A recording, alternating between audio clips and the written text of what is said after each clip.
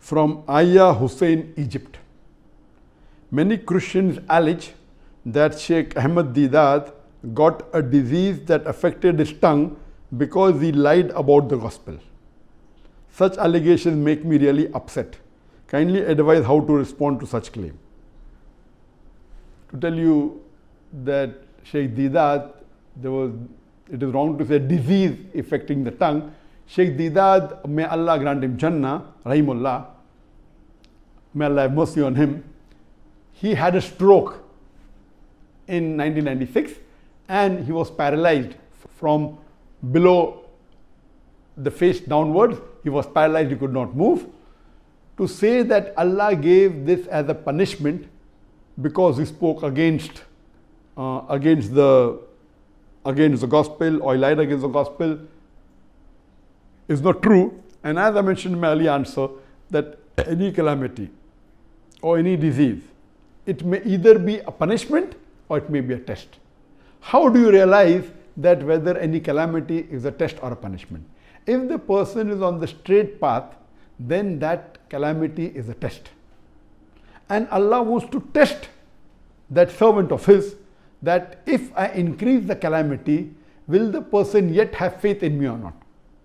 And if the person, even after a calamity befalls him or her, yet the faith is strong, then Allah subhanahu wa ta'ala gives a higher reward and Allah will grant him a higher status in Jannah. So Allah tests his servant. That's the reason our beloved Prophet ﷺ said, the maximum difficulties amongst the human beings are put on the Anbiyas, on the prophets, on the messengers of Allah, because they are the highest caliber. So compared to the other human beings, all the Anbiyas, and Allah subhanahu wa ta'ala sent 124,000 prophets on the face of the earth. All these prophets were tested much more than a normal human being. That means they will get a much higher status in Jannah than the other human beings.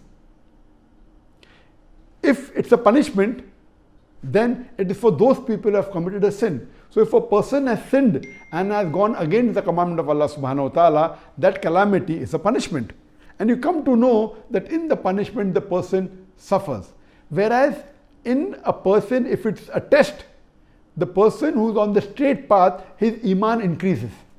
And as far as Shaikh Deedat is concerned, alhamdulillah, I knew him very closely. I was one of the first few people that when he got the stroke, I had just performed my Hajj and I flew from Saudi Arabia straight to South Africa, and alhamdulillah, I personally met him.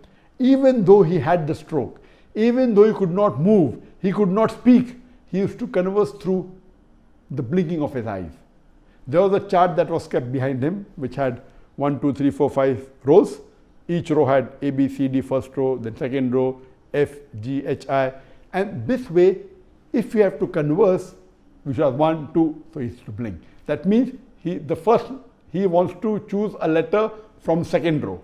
Then from second row we start F, G, H, I. So I, so he blinks an I. So then I. So in this way, he could convey his message by spelling it out. And once you get used to it, you can do it very fast. So he used to converse even by the blinking of his eyes. And I know that even on bed, when he could not move, when he could not speak, he had did dawah.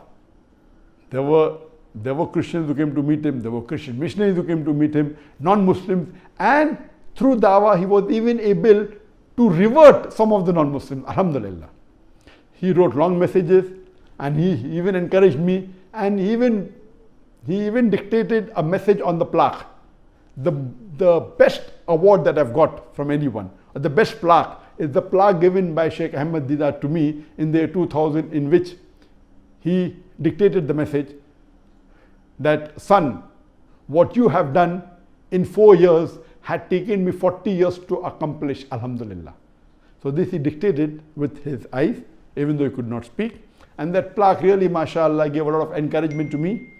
And if there is a person who is responsible, who is a catalyst for me to change from a doctor of a body to a doctor of a soul, it is Shaikh Ahmed Deedat. And inshallah, even he will get all the thawab that whatever little bit I've done in the field of dawah, may he get the sawab without reducing my sawab. So alhamdulillah, Shaikh Ahmed Deedat was for 9.5 years on the bed. He could not move, but yet you could see his passion. You could see his striving for dawah.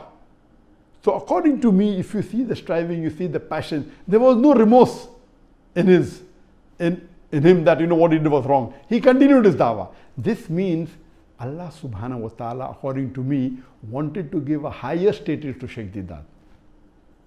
He got the stroke in 1996 at age when he was 78 years old, and he was in bed for 9 years. Allah tested him, and I believe Shaikh Deedat, alhamdulillah, passed the test with flying colors, and inshallah Allah will reward him a higher status.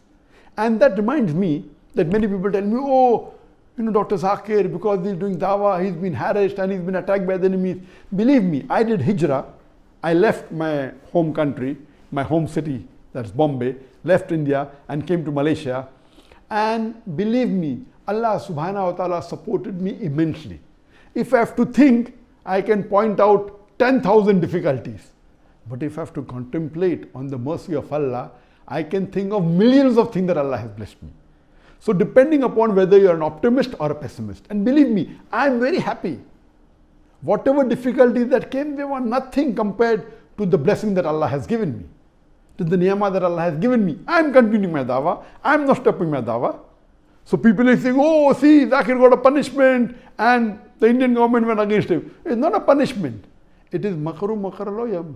Makru makaro wallahu khairul makirin. They, the unbelievers, they plotted and planned. Allah to plan. Allah is the best of planner.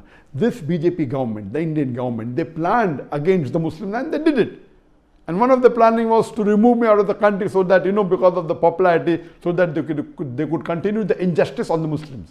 But alhamdulillah, Allah gave me a better country, and mashallah, my dawah has increased. It hasn't stopped. I'm continuing. So these are tests, and I pray to Allah subhanahu wa ta'ala, may He accept my effort, and may He give me a higher status in Jannah.